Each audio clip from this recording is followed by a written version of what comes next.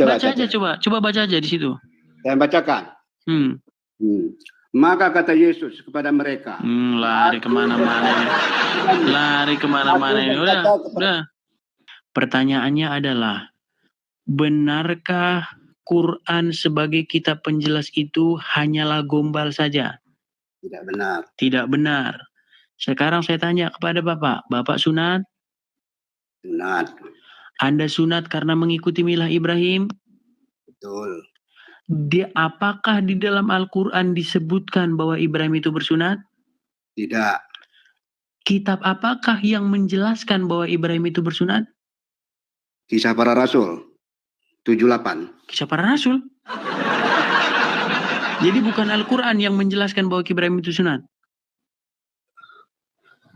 Quran menjelaskan. Pak, saya ulangi lagi Pak Langkat. Pertanyaan saya Pak yang dijawab, dengarkan. Apakah Al-Quran memberi penjelasan bahwa Ibrahim itu bersunat? Tidak. Tidak. Kitab manakah yang memberi penjelasan bahwa Ibrahim itu bersunat? Kitab apa? Jabur. Baik, berarti klaim Anda yang mengatakan bahwa Quran itu kitab yang menjelaskan hanyalah gombal, betul atau tidak? Tidak. Loh, gimana sih? Tapi dia nggak menjelaskan bahwa Ibrahim itu sunat. Kasih saya jawaban. Saya tadi sudah menjawab, adakah kata sunat di Al-Quran? Tidak. Jelas ya, tidak. Berarti klaim Anda bahwa Quran itu kitab yang menjelaskan itu berarti hanya gombal. Dengar dulu. Loh, kok dengar dulu gimana? Ini di An-Nahl dikatakan, kemudian kemudian kami wahyukan kepadamu wahai Muhammad, ikutilah agama Ibrahim, seorang yang hanif, dan bukan dia termasuk orang yang mempersekutukan Tuhan. Berarti Muhammad disuruh mengikuti agama Ibrahim. Oke, jelas? Jelas. Di mana agama Ibrahim itu bersunat? Di apa? Di Kisah Para Rasul. Oke, berarti intinya kita nggak bahas ini. Yang saya bahas gini loh. Kalau memang Al-Quran itu kitab yang menjelaskan, mengapa yang menjelaskan bahwa Ibrahim itu sunat bukan Al-Quran itu sendiri? Padahal diklaim bahwa itulah kitab yang memberi penjelasan. Tidak ada yang mengklaim bahwasanya Al-Quran itu mengatakan. Baik, saya bacakan ayatnya. Kalau Anda tidak percaya bahwa Quran mengklaim bahwa dirinya kitab yang menjelaskan segala sesuatu. Di dalam surat An-Nahl ayat ke-89. Saya bacakan Pak ya. Surat An-Nahl ayat 89. Anda bisa cek kalau saya berdusta. Ingatlah ketika kami menghadirkan seorang saksi kepada setiap umat dari kalangan mereka sendiri. Dan kami mendatangkan engkau Muhammad menjadi saksi atas mereka. Kami turunkan kitab Al-Quran kepada kamu untuk menjelaskan segala sesuatu sebagai petunjuk, rahmat, dan kabar gembira bagi orang-orang muslim. Bapak percaya tidak bahwa Quran kitab yang menjelaskan segala sesuatu menurut ayat ini? Betul. Di mana? Oke, sekarang yang mana kitab yang menjelaskan bahwa Ibrahim itu bersunat? Tadi penjelasannya dari Kisah Para Rasul. Berarti bahwa gelar bahwa Quran sebagai kitab penjelas, tetapi ternyata yang menjelaskan bahwa Ibrahim itu sunat bukan Quran. Berarti betulkah bahwa itu hanya gombal saja bahwa itu kitab yang menjelaskan? Tidak.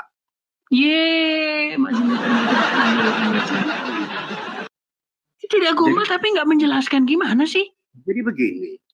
Kok jadi begini apanya? Kan katanya menjelaskan, tapi nggak menjelaskan. Yang menjelaskan malah kitab yang lain. Dikatakan, ikutlah. Ini yang dijelaskan di sini, biar tahu bagaimana cara sholat. Bagaimana cara sholat puasa. Apakah Quran menjelaskan itu? Apakah Quran menjelaskan bagaimana tata cara sholat? Rakaatnya tidak. Cuma berarti bahwa Quran kitab penjelas itu berarti gombal. Maksudnya Karena buktinya dia tidak mampu menjelaskan bagaimana tata cara sholat. Memerintahkan sholat tidak ada. Saya tidak bilang, Pak Langkat, dengarkan Pak Langkat. Pak Langkat, dengarkan Pak. Pelan-pelan Pak, jangan ini. Saya tidak tanya apakah Quran memerintahkan sholat. Jelas Quran memerintahkan sholat. Aqimus sholat, jelas. Ya, jelas. Yang saya tanyakan Pak, apakah Quran menjelaskan tata cara sholat? Tidak. Bacaan-bacaannya sholat? Tidak. Tidak. Berarti klaim bahwa Quran itu kitab yang menjelaskan segala sesuatu adalah gombal karena ternyata dia tidak menjelaskan, Pak. Tidak. Kok tidak gimana? Buktinya dia tidak menjelaskan bagaimana tata cara sholat. Begini. Kok begini gimana lagi sih? Yaqimus salah, laksanakan sholat. Udah. Saya tidak tanya laksanakan sholat. Yang saya tanya, apakah kitab Quran menjelaskan tentang tata cara sholat dan bacaan-bacaan apa saja dalam sholat? Dijelaskan nggak oleh Quran? Saya jawab udah berapa kali tidak. Tidak dijelaskan. Artinya Anda mengatakan bahwa Quran itu sebagai kitab yang menjelaskan. Berarti Anda bohong. Iya. Apa ya jelas sudah. Berarti Anda bohong bahwa Quran itu kitab yang menjelaskan. Menyuruh sholat ada di sana. Bagaimana? Masih balik. Masih balik lagi dia pemirsa. Bagaimana tata cara sholat ada di hadis. Baik, kita ini sekarang gue tanya Pak. Hukum sunat itu wajib atau tidak? Wajib. Wajib. Karena perintah dari Allah. Di mana? Menyuruh ikuti agama Ibrahim. Masalahnya Quran nggak bilang Ibrahim itu sunat. Iya, tapi begini. Tapi bagaimana lah saya menjelaskannya? Iya, karena tidak dijelaskan dalam Quran, Pak. Saya menjelaskan kepada orang banyak ini. Apa ada 1.600 orang yang nonton, yang lihat. Ya. Yang tidak tertulis di Al-Quran, seperti tadi, ikutilah agama Ibrahim. Apakah disebutkan situ puasa segala macam? Tidak. Itu ada pengertiannya di hadis. Udah. Bagaimana Ibrahim? Sholat Ibrahim. Kami ikuti sholat, tapi disempurnakan oleh Al-Quran menjadi. Oke, berarti kitab yang menjelaskan. Oke, berarti kitab yang menjelaskan itu adalah hadis. Tidak Al-Quran. Tapi yang Bapak gunakan hadis loh, yang menjelaskan bukan Quran. Gimana sih? Al-Quran menyuruh sholat, bos. Al-Quran menyuruh Pak Langkat, saya tidak tanya Pak Langkat masalah Quran menyuruh sholat. Yang saya tanya, apakah Quran menjelaskan tata cara sholat dan bacaan-bacaannya? Bapak bilang tidak. Lalu kitab apa Pak yang menjelaskan itu? Bapak bilang hadis. Berarti kitab yang menjelaskan tata cara sholat, Quran atau hadis? Berarti kesimpulannya, kalau begitu kitab Quran bisa tidak dibikin sebagai kitab yang menjelaskan tata cara sholat? Tidak. Berarti bahwa Quran kitab yang menjelaskan itu tidak benar. Gimana sih? Itu tata cara sholat tidak. Iya, berarti Anda akui bahwa Quran bukanlah kitab penjelas segala sesuatu. Penjelas, dia penjelas. Disuruh sholat. Gimana ini saya harus ngomong gini? Disuruh sholat. Hai, sholatlah kamu. Itu kata Allah. Laksanakan sholat mengingat aku kata Allah. Tapi dia tidak menerangkan sana berapa rakaat. Baik, biar kita nggak muter-muter di situ, Pak. Ini yang menjelaskan. Baik, biar kita nggak muter-muter di situ, Pak Langkat. Saya buat analogi dulu. Kalau kamu cerdas ya, tidak mencari kesalahan, ya kan? Kalau kamu cerdas, saya buat analogi. Undang-undang itu harus ada peraturan presiden. Undang-undang itu harus ada peraturan menteri. Peraturan menteri itu harus ada perda. Ada peraturan daerah, begitu dia. Sudah. Apakah undang-undang itu semuanya mengatur di daerah, di kabupaten dan kecamatan? Tidak. Undang-undang. Tapi undang-undang memerintahkan begini loh kabupaten, begini loh kecamatan, maka kecamatan dan kabupaten ini aturannya. Begitu. Kata siapa undang-undang harus ada perda? Kata siapa undang-undang harus ada anunya? Kata saya. Oke, coba jelaskan di mana peraturan presiden tentang KUHP? Tidak ada. Tadi katanya harus ada. Katanya harus ada tadi. Tidak ada. Itu KUHP zaman tadi Anda bilang barusan harus ada. Gimana sih? Tidak semua.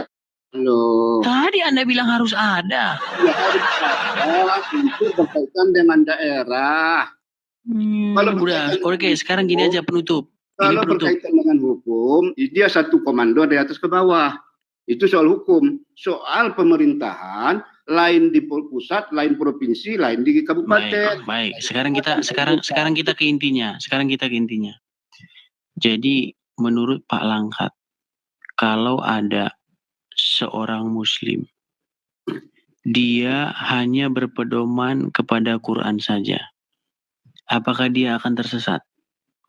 Bisa tersesat. Berarti menurut Anda Quran itu kitab yang menyesatkan? Tidak. No, kan? Ini gimana ini? Saya ulangi pelan-pelan.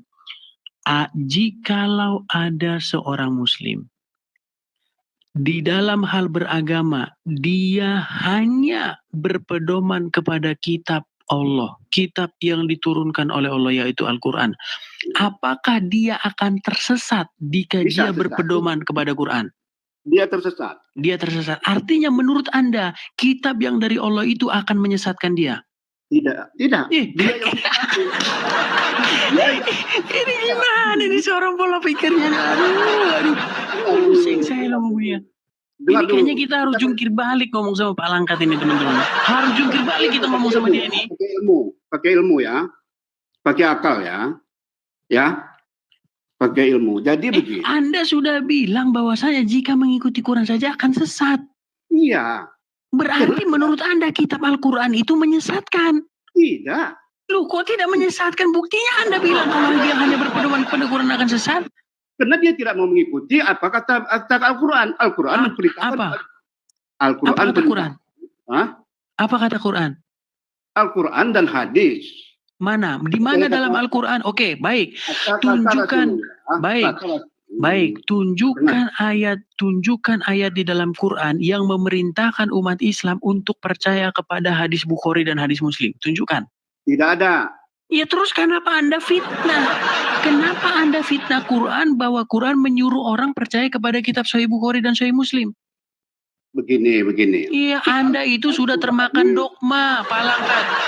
Anda itu sudah termakan dogma-dogma dan pendapat-pendapat umum. Saya, Pak Langkat, dengarkan Pak Langkat, 13 tahun lamanya saya lari kan? Lari ke on cam. Mau menutupi layar ini? Tidak. Layar Ya sudah, Pak Langkat, dengarkan Pak Langkat. Anda mengatakan bahwa jika orang membaca Quran, Al-Quran memerintahkan untuk percaya hadis, betul? Betul tidak? Apa nih? Coba dulu. Tadi kan saya bilang, Pak, kalau seorang Muslim berpedoman kepada Quran sahaja, hanya Quran, dia akan tersesat menurut Anda, betul? Karena pilihannya tersesat. Karena iya, artinya jika Quran saja yang dibaca, jika Quran saja yang dijadikan pedoman oleh dia, menurut Anda dia akan tersesat, betul? Tidak. Sekarang diralat sama dia, teman-teman. Tadi dia bilang katanya sesat, sekarang diralat sama dia. Aduh. Salah dengar. Ini kan bertanya sama yang tanya beda itu. Bukan beda. Tadi saya bilang loh, Pak. Dengarkan, makanya saya ulangi pelan-pelan. Jadi orang jawab. Anda jawabnya berpenuh nafsu. Dengarkan. Beda kali kelas kita. Ini. Iya beda kali. Bapak baru lulus SD. Diralat sama dia. Begini. Kan kita menjelaskan. Bisa kita menjelaskan. Bisa, silakan. Kalau kira-kira kita bisa menjelaskan, saya jelaskan. Kalau tidak, oke, turunkan saya. Jelaskan, silakan. Oke, jelaskan. Apa kata Rasulullah pada waktu itu? Kutinggalan kepada kamu ada Quran dan hadis. Apabila kamu mengikuti Al-Quran dan hadis, kamu selamat. Artinya. Jadi Muhammad bilang bahwasanya dia meninggalkan hadis Bukhari dan hadis Muslim. Al-Quran dan hadis sebagai pedoman hidup. Waktu Muhammad ngomong gitu ada hadisnya? Ada itu. Sedangkan hadis itu dibikin setelah Muhammad meninggal. Aduh, ini orang gimana sih ini orang ini? Yang bikin kitab Sahih Muslim, Sahih Bukhari itu ratusan tahun, hampir 300 tahun umurnya setelah Muhammad. Ketemu Muhammad aja dia enggak.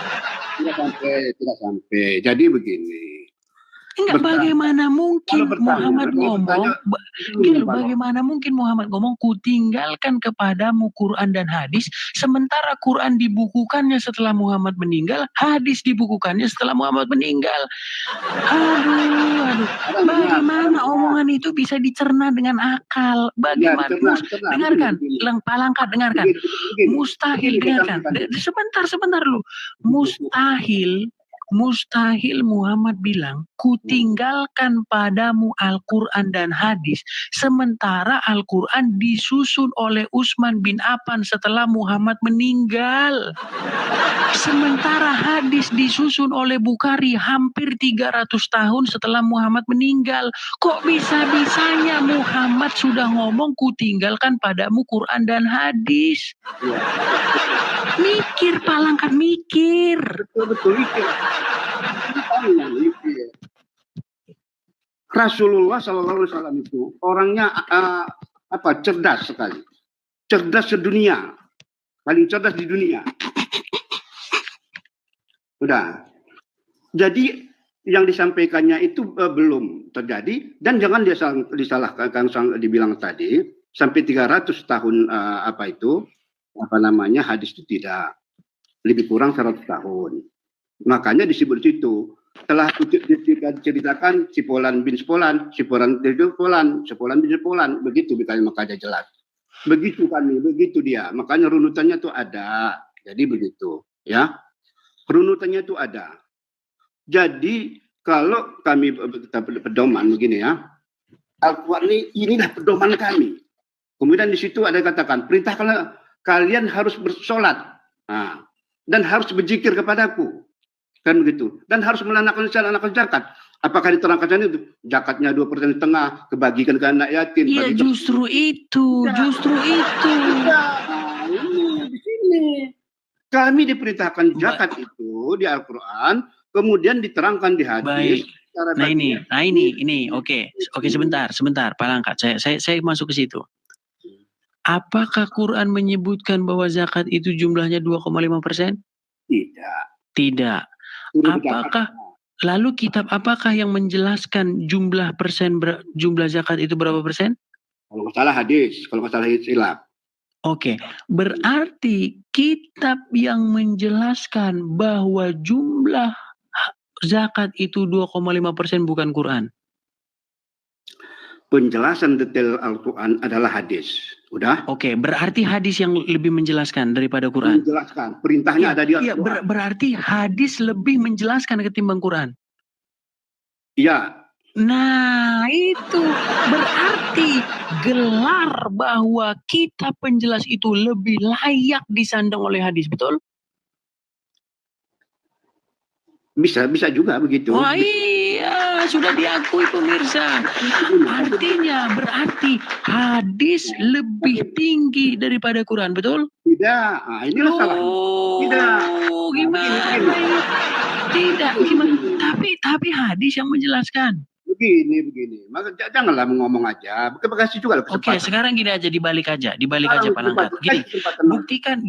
Buktikan bahwa Quran menjelaskan hadis atau hadis menjelaskan Quran. Hadis menjelaskan Al-Quran. Oke, berarti lebih tinggi mana? Yang menjelaskan atau yang dijelaskan? Yang dijelaskan yang lebih tinggi. Yang dijelaskan yang lebih tinggi katanya pemirsa. Aduh. Undang-undang dan peraturan presiden lebih tinggi perundang-undang. Undang-undang nggak nyambung ini. Yang menjelaskan, saya bilang yang dengarkan, yang menjelaskan suatu perkara, lebih detail itu hadis atau Quran. sebagai perintah dan perintah. Saya ulangi Pak, saya ulangi. Ya. Yang menjelaskan, yang ngamuk dia. Emosi dia. Dengarkan dulu, Anda masalahnya berkelit. Anda berkelit, jangan berkelit. Yang saya tanya adalah, kau bukan malaikat kau. Yang saya tanya adalah, saya host di sini. Saya host di sini. Kalau host patuhi host, dengarkan. Yang saya tanyakan adalah, saya patuhi aturan kamu, tapi bukan kata-kata kamu saya patuhi. Yang saya tanyakan begini, Palangkat, dengarkan. Yang saya tanyakan adalah, dengarkan. Yang saya tanyakan adalah kitab yang lebih menjelaskan, A. Al-Quran atau B. Hadis? Hadis. Baik, berarti gelar bahwa kitab penjelas itu lebih layak disandang oleh hadis daripada Al-Quran, betul? Tidak. Tadi bilang iya, sekarang tidak. Balik lagi dia. Balik lagi dia. Saya belum pernah menjawab dari tadi loh. Saya belum pernah menjawab. Anda jawabannya ganti-ganti terus kok, gimana mau jawab?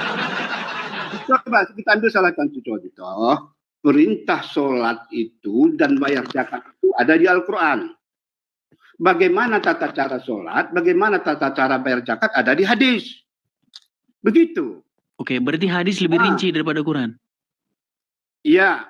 Tapi perintah itu dari Al-Quran ya. Ya, berarti hadis lebih menjelaskan ketimbang Al-Quran. Ada yang ada penjelasan itu ada dia. Ada berarti ayat surat An-Nahl ayat 89. Kami turunkan kepada kamu kitab Al-Quran untuk menjelaskan segala sesuatu. Berarti ayat ini Anda anggap dusta? Ya, tidak. Al-Quran. Anda sudah bilang yang menjelaskan lebih rinci adalah hadis. Sementara ayat ini bilang yang menjelaskan segala sesuatu Quran. Aduh, yang mana yang mau saya percaya ini? Yang mana yang mau saya percaya? Kamu mau adu congor saja? Bukan adu congor, adu argumen bahwa argumenmu itu bertolak belakang dengan Quran. Sambil belum jawab dari tadi loh, belum dikasih menjawab. Kamu potong-potong saya. Palangkat, dengarkan Palangkat ya. Anda sebagai umur saya hormati. Anda lebih tua, saya hormati usia Anda. Dengarkan, di sini dikatakan bahwa kitab Al-Quran itu menjelaskan segala sesuatu. Surat An-Nahl 89. Segala sesuatu dijelaskan oleh Quran. Tapi ketika saya tanya Anda, di manakah penjelasan bahwa Ibrahim itu sunat? Anda pergi ke hadis. Anda tidak pergi ke Quran seperti yang dikatakan Quran bahwa Quran menjelaskan segala sesuatu. Bukankah layak saya katakan bahwa Anda menggombal kepada saya ketika Anda bilang Quran itu menjelaskan segala sesuatu?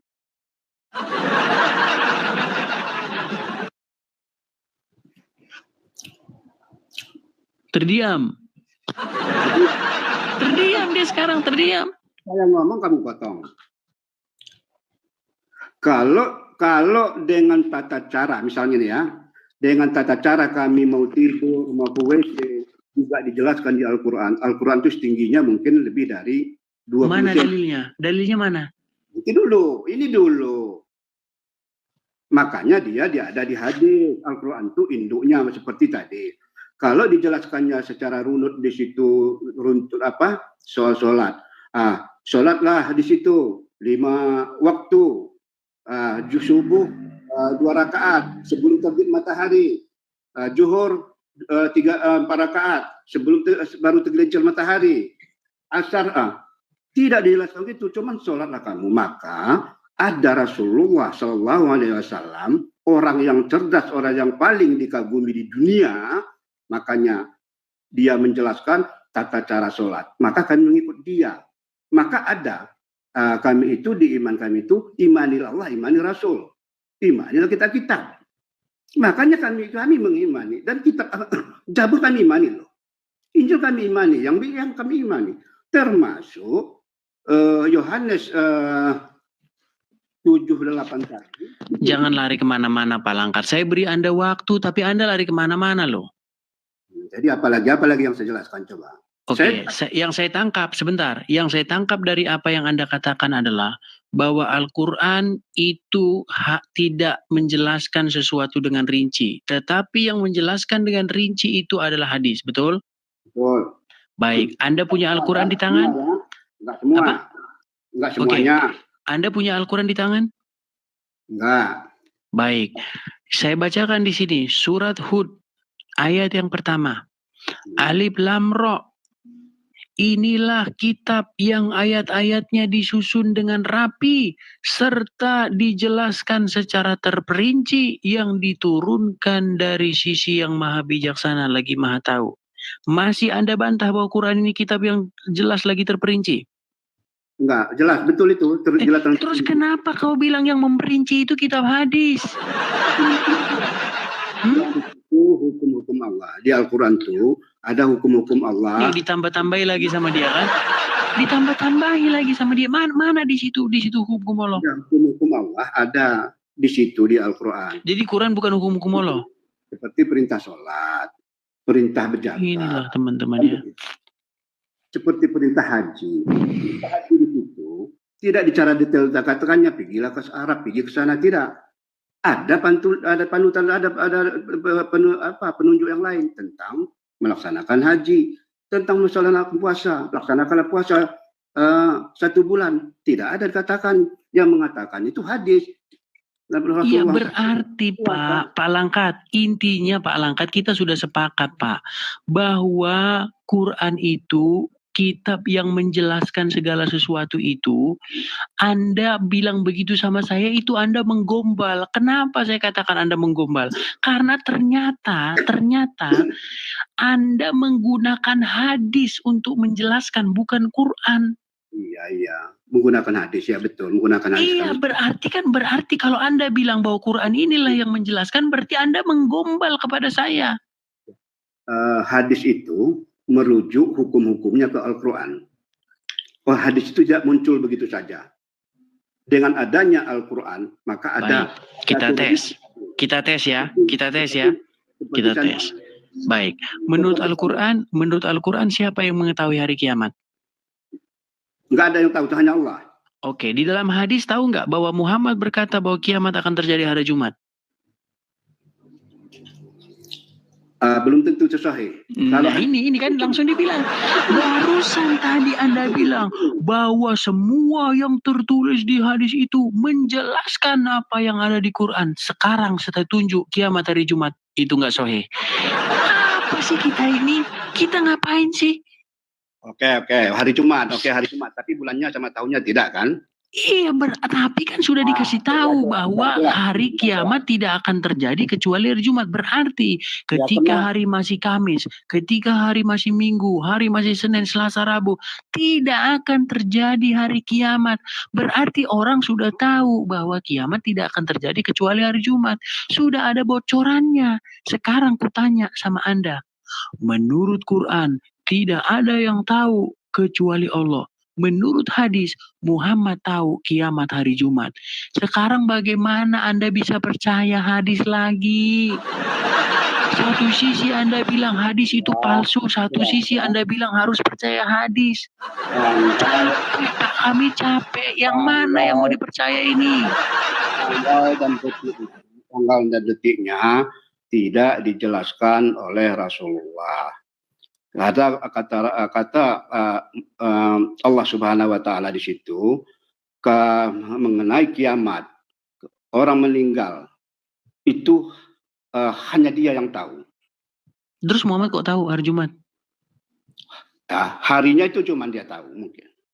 Tahu dari mana Muhammad? Tahu dari mana Muhammad kalau itu hari Jumat? Wallahu a'lam bishawab. Tadi saya tidak baca ke sana. Anda nggak percaya dengan Quran? Jadi saya tidak tahu. Saya kasih tahu. Oke. Muhammad bilang bahwa kiamat hari Jumat itu dia ngarang atau dari wahyu? Belum dapat saya pelajari. Saya pasti kami Islam tidak bisa menjawab asal-asalan menjawab begitu ya. Ini dia. Enggak, Anda seharusnya dengarkan, saya bacakan. Wa ma yantiqu anil hawa in huwa illa wahyu yuha. Tidaklah apa yang diucapkannya itu berdasarkan kemauan hawa nafsunya, melainkan berdasarkan apa yang diwahyukan kepadanya. Anda percaya itu? Ya.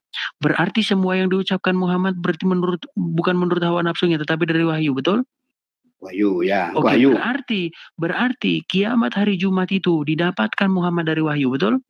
Bisa tahu, mungkin bisa. Duh, gimana? Ini standar Anda ini gimana? Nggak mau jujur loh. Anda di satu sisi percaya bahwa setiap yang diucapkan Muhammad itu wahyu. Ini ayatnya ini. Ya. Ini ayat. Itu ayatnya. Coba baca dulu. Nggak kelihatan. Itu ayatnya. Coba baca dulu. Nggak kelihatan. Nggak kelihatan kok, nggak kelihatan. Memang nggak kelihatan kok, gimana? Saya nggak bisa ngelihat. Teman-teman bisa baca nggak itu? Coba baca. Baca aja coba baca aja di situ. Saya bacakan. Maka kata Yesus kepada mereka. Lari kemana-mana ini. Udah. Oh, bahas apa yang ditanya? Apa lari kemana?